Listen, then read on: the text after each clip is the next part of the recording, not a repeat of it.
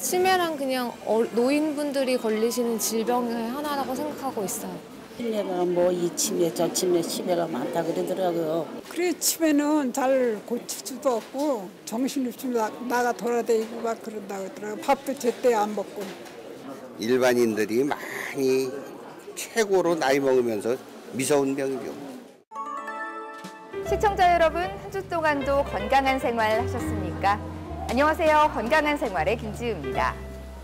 주로 노년에 찾아오는 가장 무서운 질환, 바로 치매인데요. 치매는 환자 본인뿐만 아니라 부양가족의 삶에도 많은 영향을 미치고 또 한 번 발병하면 마땅한 치료법이 없는 걸로 악명이 높습니다. 하지만 우리가 흔히 알츠하이머로 알고 있는 이 병 외에도 치매에는 여러 종류가 있다는 점, 또 종류에 따라서는 예방과 치료까지 가능하다는 사실 알고 계셨나요? 오늘은 알수록 약이 되는 병, 혈관성 치매에 대해서 알아봅니다.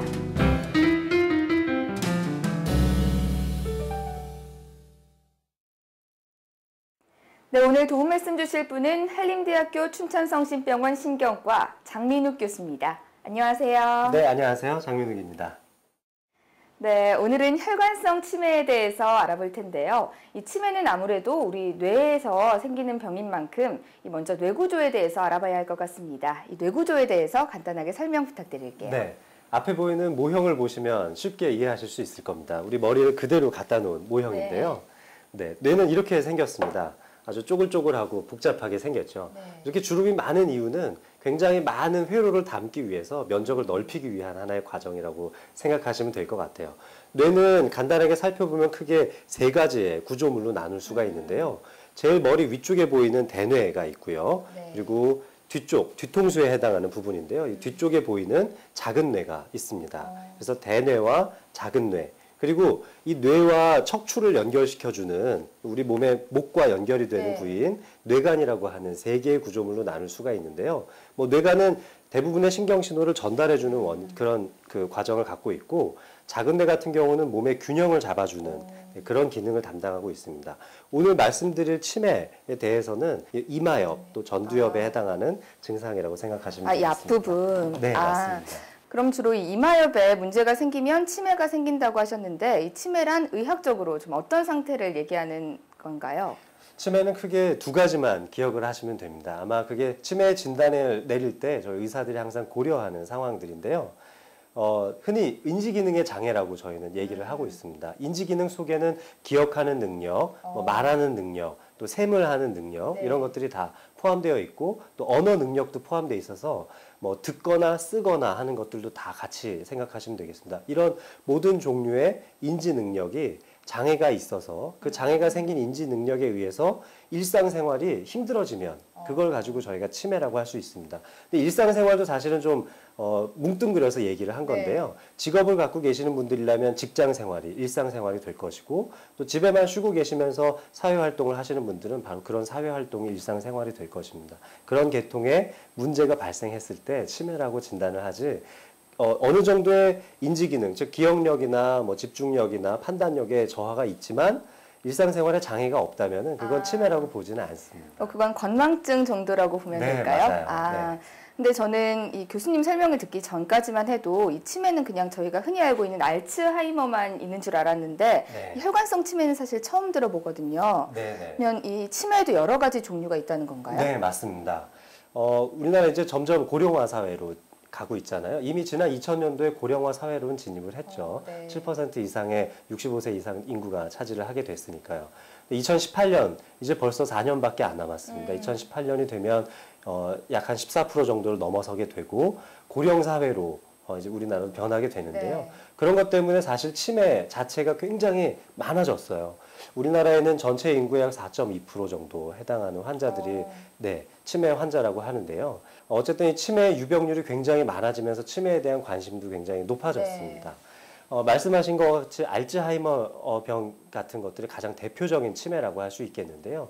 전체 치매 환자 중에 약 70% 정도가 알츠하이머 병에 대부분. 의한 치매라고 할 수 있겠습니다. 그리고 나머지 30% 정도 중에 한 25% 정도 가량을 혈관성 치매가 차지를 하고 있고 나머지 한 5% 정도가 기타 치매라고 분류를 하고 있습니다.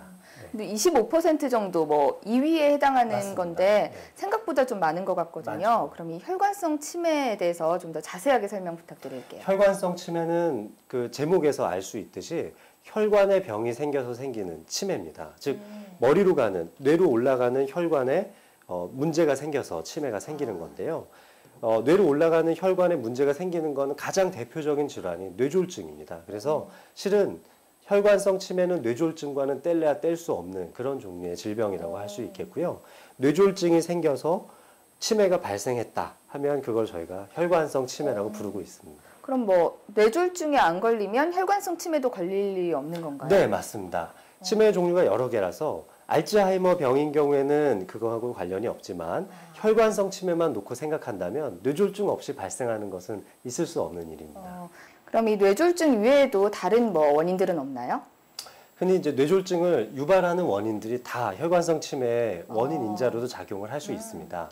뇌졸중의 유발 원인으로 가장 많이 알려져 있는 것이 이제 고혈압이나 당뇨나 고지혈증이 있겠는데요. 그리고 남자분들 같은 경우에는 흡연도 굉장히 위험한 위험 인자입니다. 그 외에는 이제 음주라든지 과도한 음주라든지 또는 잘못된 식생활 습관 또는 잘 운동을 하지 않는 그런 생활 패턴들도 전부 다 위험 인자로 작용할 수가 있습니다. 이런 것들은 전부 다 우리가 조절하고 치료하면 어느 정도는 개선시킬 수 있는 여지가 있지만 개선시키지 못하는 위험 인자도 있어요. 이 남자인 경우에 뇌졸중이 조금 더 잘 생긴다고 되어 있고요. 또 연세가 많으신 분들한테도 역시 뇌졸중이 잘 생기죠. 이렇게 교정할 수 없는 원인 인자도 있기 때문에 불가피한 정도 있을 수 있습니다. 그렇다면 이 혈관성 치매가 생긴 다음에는 뭐 어떤 증상들이 나타나나요? 흔히 이제 알츠하이머 병하고는 좀 다른 점이기도 한데요. 혈관성 치매가 있는 경우에는 대부분 뇌졸중 증상을 동반하고 있을 때가 많습니다. 그래서 우리는 이제 뇌졸중 증상의 3대 증상을 항상 이야기하는데요. 가장 그 첫 번째로 꼽을 수 있는 증상은 안면 마비가 있습니다. 그래서 안면 마비가 발생한다거나 그리고 두 번째로는 편측 마비가 있습니다. 그래서 한쪽으로 팔, 다리에 마비가 생기는 걸 편측 마비라고 하는데요. 그리고 세 번째로는 언어 마비가 있습니다. 이 언어 마비는 말을 그 구음 장애라고 해서요. 발음이 잘 똑바로 안 되는 마치 술을 마시고 그 이야기를 하는 사람들처럼 발음이 새는 그런 종류의 구음 장애가 있는 언어 마비도 있고요. 두 번째로는 그 언어를 잘 기억해내지 못하는, 즉 내가 어떤 말을 하고 싶은데 그걸 잘 기억해내지 못하고 또 남들이 하는 말을 들었는데 어떤 의미인지 잘 모르는 이런 언어 마비도 혈관성 치매의 특징적인 증상이라고 할 수 있겠습니다. 그럼 이게 증상이 서서히 나타나는 건가요? 아닙니다. 혈관성 병변, 즉 뇌경색이나 뇌출혈과 같은 뇌졸중은 아주 갑자기 발생하는 특징을 갖고 있기 때문에 혈관성 치매 역시도 갑자기 발생하는 특징을 갖고 있습니다. 즉 어제 저녁에 잘 때까지만 해도 괜찮았었는데 아침에 자고 일어나서 봤더니 갑자기 사람을 못 알아보고 기억력도 많이 떨어져 있고 갑자기. 네. 그래서 갑자기라는 단어가 굉장히 중요하다고 할 수 있습니다. 네. 혈관성 치매란 뇌혈관 질환에 의해 뇌 조직이 손상을 입어 치매가 발생하는 경우를 말합니다. 혈관이 막히면 혈액량이 감소하면서 뇌세포가 죽게 되는데 특히 왼쪽 이마 옆부분에 뇌혈관이 막히거나 터졌을 때 신체 한쪽에만 마비가 오거나 치매 증상을 보이게 됩니다. 반면 우리가 일반적으로 알고 있는 치매, 알츠하이머는 뇌의 일부분이 아닌 전체적인 퇴행으로 인해 발생하는데요. 신경세포의 소실로 뇌 전체가 쪼그라들면서 초기엔 기억력이 강퇴하다가 서서히 언어 능력과 인지력, 정신행동 장애가 나타나게 됩니다. 그러면 이 혈관성 치매는 어떤 식으로 진행이 되는지 좀 진행 단계에 대해서 설명 부탁드릴게요. 혈관성 치매는 주로 이제 재발이 잘 된다고 이해를 하시면 될 것 같아요. 그래서 오히려 더 무섭죠. 알츠하이머 병은 서서히 계속 조금씩 진행하기 때문에 그 진행 정도를 쉽게 인지하기 어렵지만 혈관성 치매인 경우에는 혈관성 치매가 생길 수 있는 뇌졸중이라는 병의 위험 인자를 내가 갖고 있기 때문에 그 병이 생겨서 혈관성 치매까지 오게 된 거잖아요. 따라서 뇌졸중이 재발할 가능성이 높기 때문에 뇌졸중이 재발하고 또 재발할 때마다 점진적으로 점점 심해진다고 할 수 있겠죠. 그래서 이걸 우리가 계단적 진행 양상이라고 부르는데 마치 계단을 하나하나 내려가듯이 계단을 하나하나 내려갈 때마다 기억력 저하가 뚝뚝 떨어지는 그런 양상으로 보이는데 바로 그렇게 계단을 하나 내려갈 때 한 칸 한 칸 내려갈 때 뇌졸중과 같은 혈관성 병의 이벤트가 발생하는 거라고 생각하시면 되겠습니다. 저는 방금 말씀 듣기 전까지만 해도 이 혈관성 치매가 좀 알츠하이머 병보다는 좀 안전하다 이렇게 생각을 했거든요. 그게 아닌 거네요. 알츠하이머 병인 경우에는 진행을 막는 방법은 사실은 없습니다. 현대의학이 여러 가지 약들을 써서 진행 정도를 어느 정도 늦추고 그리고 그 기능에 내가 가지고 있는 뇌 기능을 어느 정도 유지시키는 데에는 조금 시간을 번다는 개념이죠. 하지만 혈관성 치매인 경우에는 충분히 예방이 가능합니다. 그래서 오히려 조금 더 그런 면에서는 안심을 내가 열심히 하면 알츠하이머 병보다는 조금 더 예방을 잘 할 수가 있고 아까 전에 말씀드렸던 재발의 가능성을 조금이라도 낮출 수 있는 방향으로 네, 개선하실 수가 있습니다. 그럼 뭐 예방법도 궁금하지만 그 설명 듣기 전에 먼저 그럼 치료법도 있을 것 같은데 네, 어떤가요? 그 혈관성 치매는 뇌졸중의 치료와 일맥상통한다고 알 수 있습니다. 비슷해요? 네, 이 뇌졸중은 시간과의 싸움인데요. 혈관성 치매도 역시 마찬가지로 시간과의 싸움입니다. 병이 발생하고 나서 아주 급한 시간에 병원으로 찾아온다면 결국 혈관성 치매를 유발할 만한 병변이 생긴 혈관을 적절하게 치료를 해주면 되는 거거든요. 막혀 있으면 뚫어주고 또 터져 있으면 적절하게 막아주면 혈관성 치매를 충분히 치료하고 예방할 수 있겠습니다. 그러면 뭐 이 혈관성 치매의 경우에 뭐 기억력 같은 게 감퇴가 됐을 때 적절한 시기에 치료만 받으면 이런 것도 다 호전될 네, 수 있다는 말씀이세요? 조금 전에 말씀해 주신 적절한 시간이라는 게 굉장히 중요한데요. 한 가지 예를 들면은 대뇌에 공급되는 혈관은 앞쪽과 가운데 그리고 뒤쪽으로 나눠서 크게 3개의 혈관이 공급을 하고 있습니다. 그중에 이 가운데로 지나가는 혈관을 가운데 대뇌동맥 또 중간 대뇌동맥이라고 부르는데요. 이 혈관이 하나가 막혀버리면 1분에 200만 개 정도의 신경세포가 죽는다고 알려져 있습니다. 즉 내가 1분 먼저 병원에 도착을 하면 내 머리 안에 있는 세포의 200만 개를 더 빨리 살릴 수가 있죠. 즉 한 10분만 먼저 오면 아들, 딸을 알아보실 수 있는 분들이 10분 늦게 와서 아들, 딸을 못 알아보고 평생 치매를 앓으면서 살아가시는 분들도 종종 보고 있습니다. 네, 정말 얼마나 빨리 치료를 받느냐가 굉장히 중요할 것 같습니다. 그러면 혹시 이 발견이나 치료가 좀 늦었을 때 이 혈관성 치매가 알츠하이머 병으로 좀 발전될 수도 있는 건가요? 대부분의 노인 인구에서 발생하는 치매는 단순히 혈관성 치매만 딱 있다. 그리고 알츠하이머 병만 딱 있다. 이렇게 정확하게 구분을 내리지는 않습니다. 즉 어떤 분들은 혈관성 치매의 경향이 조금 더 강하지만 알츠하이머 병에 그런 비슷한 그런 증상을 가지고 계시고요. 알츠하이머 병이지만 혈관성 치매의 특징을 조금씩 가지고 계신 분들도 있습니다. 특히 이제 혈관성 치매인 경우에는 왼쪽으로 가는 전두엽, 이마엽 같은 데가 병변이 생겨서 생기는데요. 알츠하이머 병으로 발전된 가능성은 알츠하이머 병 때문에 조금씩 그 뇌 기능이 떨어지고 있는 찰나에 지금과 같은 혈관성 치매를 유발할 수 있는 뇌병변이 왼쪽 이마엽 쪽에 나타난다면 말 그대로 살얼음판을 걷고 있던 환자가 살얼음판이 깨지는 그런 순간을 만난 거라고도 할 수 있죠. 이런 경우에는 혈관성 치매, 아주 조그맣게 생긴 혈관성 치매에 의해서도 기존에 조금씩 진행되고 있던 알츠하이머형의 치매가 굉장히 심하게 심화됐다고도 할 수 있겠습니다.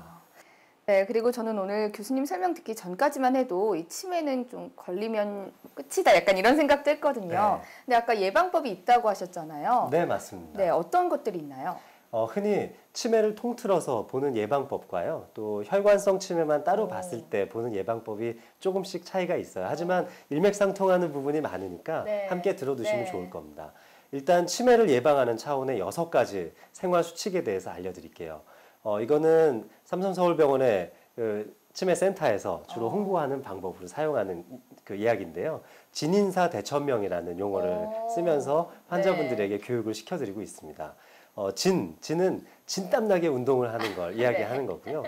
그리고 두 번째 그 인에 해당하는 것은 인정사정 없이 금연을 하자. 이런 식으로 또 설명을 하고 있고요. 그리고 사는 사회활동을 지속적으로 하는 것을 의미합니다. 네, 주변 친구들을 만나고 또 직장 생활을 계속 유지하고 하는 것들도 네. 적절한 사회활동이라고 할 수 있고요. 또 교회를 나간다거나 내 주변의 커뮤니티를 계속 유지하는 것도 네. 적절한 사회활동입니다.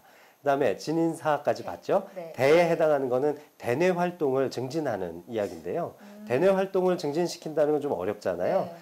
한마디로 머리를 많이 쓰는 일을 해보는 거예요. 고스톱? 흔히 고스톱 치는 것도 많이들 이야기하시죠. 네. 하지만 고스톱은 반복적인 패턴을 가지고 하는 운동이기 때문에 고스톱은 썩 적절하지는 않지만 굉장히 창의적인 생각을 많이 해야 되는 독서라든지 네, 좀 어렵죠.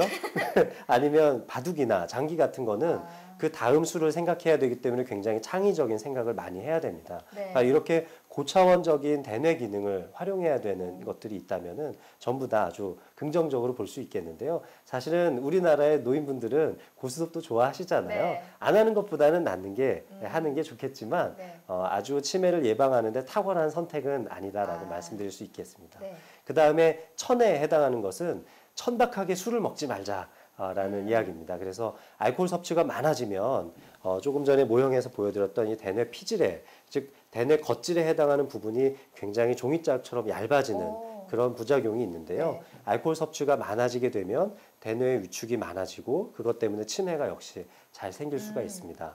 그 다음에 마지막에 진인사 대천명의 명에 해당하는 부분은 명을 길게 해주는 좋은 식습관을 갖자라는 이야기라고 생각하시면 될 것 같습니다. 이게 우리 전체적인 치매를 예방하는 차원에서의 생활 수칙이고요. 그 다음에 오늘 특별히 제가 더 말씀드린 혈관성 치매에 대한 한 가지만 더 말씀을 드리고 싶은 게 있는데요. 혈관성 치매를 예방하기 위해서는 뇌졸중에 대한 예방을 하셔야 됩니다. 근데 이 뇌졸중에 대한 예방은 나의 몸이 갖고 있는 위험인자를 얼마나 잘 이해하고 있느냐가 중요해요. 즉 뇌졸중이 잘 생길 수 있는, 즉 혈관성 병변을 잘 생길 수 있게 해주는 고혈압이나 당뇨, 고지혈증과 같은 병들이 내 몸 안에 어떻게 있는지, 이런 것들을 얼마나 잘 조절하며 살아야 되는지에 대해서 반드시 건강검진을 통해서 알아보시는 것이 아주 중요하고요. 또 예방법과는 좀 다르지만 한 가지 더 기억을 하시라고 말씀드리고 싶은 건, 혈관성 치매는 아까 빨리 병원에 오는 것이 중요합니다. 그래서 적절한 치료를 받을 수 있는 좋은 병원에 최대한 빨리 당도하시는 것이 가장 좋은 방법이라고 할 수 있겠습니다. 네, 진인사 대천명 꼭 기억하시길 바랍니다. 그럼 이번에는 혈관성 치매에 대한 오해와 진실을 OX 퀴즈로 알아보겠습니다.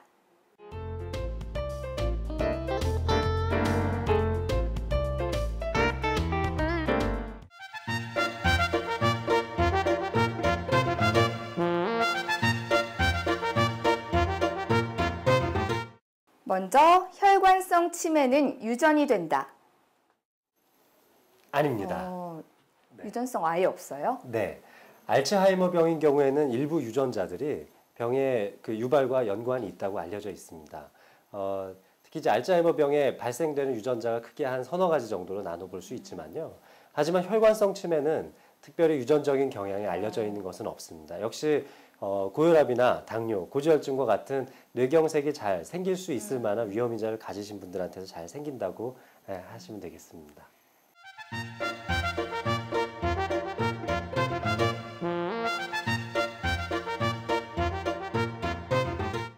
네, 그럼 평소 건망증이 심하면 후에 치매가 발생할 가능성이 높다. 이것도 X입니다. 네, 흔히 건망증이 있으면 치매가 잘 생기지 않을까 걱정들을 많이 하시잖아요. 하지만 일반적으로 알려져 있는 건망증과 치매와는 조금 구분을 지어야 될 필요가 있습니다. 건망증만 있을 때는 우리가 일시적으로 잠깐 동안 기억력이 좀 깜빡깜빡 하시는 분들 있잖아요. 가스불을 잠궜나 켜놨나, 집에 문을 잠궜나, 열쇠를 어디다 두었나, 이런 것들을 잠깐 잊어버릴 수가 있는데요. 내가 꼭 기억해야만 하는 아주 주의를 꼭 기울여야만 하는 그 일에 대해서 기억을 못할 때에는 그건 치매라고 할 수 있지만 깜빡깜빡하는 건망증은 치매와는 전혀 상관이 없다고 할 수 있겠습니다.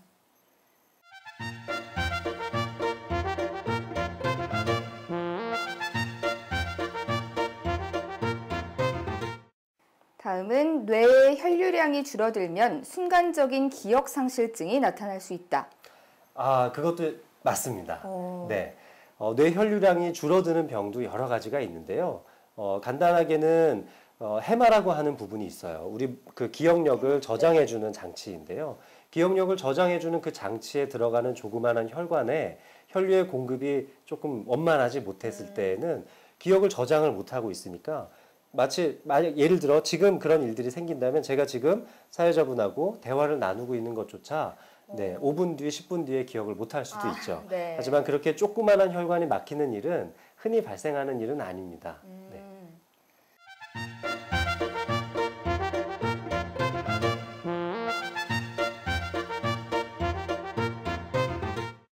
그럼 미세혈관이 서서히 막혀서 나타나는 치매가 있다. 아, 이거는 맞습니다. 네. 조금 전까지 제가 말씀드렸던 혈관성 치매는 대부분 큰 혈관이 막혔을 때 위중한 뇌졸중이 발생했을 때 생기는 뇌졸중에 대해서 주로 말씀을 드렸는데요. 아주 작은 혈관, 즉 우리 머리카락과 같은 아주 작은 혈관들이 막혔을 때를 소동맥 질환이라고 부르는데요. 이런 소동맥 질환에 의한 치매도 발생을 할 수 있습니다. 소동맥 질환은 나도 모르는 사이에 증상이 없이 조금씩 진행하는 경우도 있어요. 그래서 어느 날 그냥 우연치 않게 머리가 아파서 MRI를 찍었는데 머리 안에 소동맥 질환이 많이 진행되어 있는 환자들을 볼 수가 있습니다. 이렇게 소동맥 질환이 진행되어 있을 때에는 파킨슨병이나 치매와 같은 퇴행성 병과 어느 정도 밀접한 관련이 있다고 알려져 있기 때문에 이런 것들에 대해서 좀 알아보기 위해서 미리 MRI 촬영을 한번 해보는 것도 나한테 치매가 올 수 있는 확률이 얼마나 될까, 혈관성 치매가 생길 수 있는 확률이 얼마나 될까 하는 거를 조금은 가늠해 볼 수도 있겠습니다.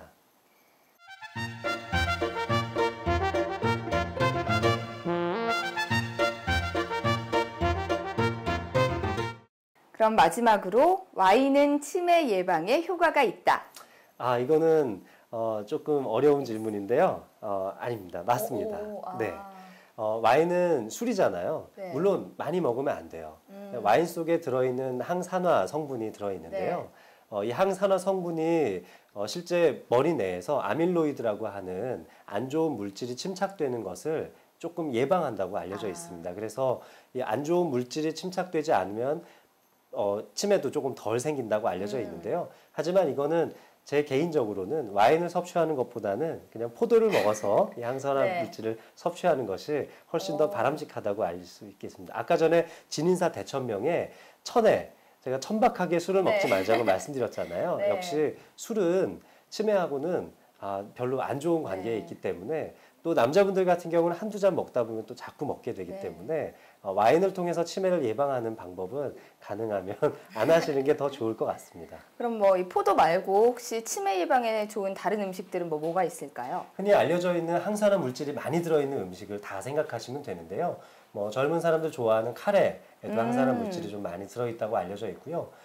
그리고 등푸른 생선, 고등어와 같은 등푸른 생선도 좋아요. 항산화 물질이 많이 들어 있습니다.